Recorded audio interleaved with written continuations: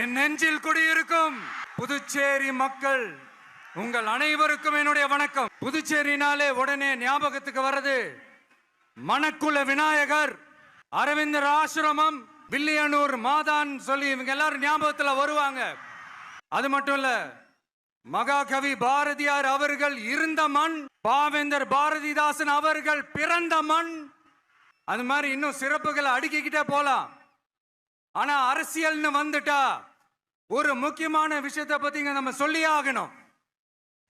1977ல புரட்சி தலைவர் எம்ஜிஆர் அவர்கள் தமிழ்நாட்டில் ஆட்சி அமைச்சாங்க. ஆனா அதுக்கு முன்னாடியே 1974லயே இங்க புதுச்சேரியில அவங்களோட ஆட்சி அமைஞ்சது.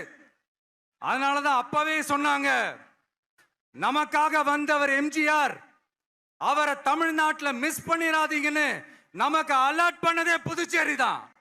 அப்படிப்பட்ட புதுச்சேரியை நம்மளால மறக்க முடியுமா?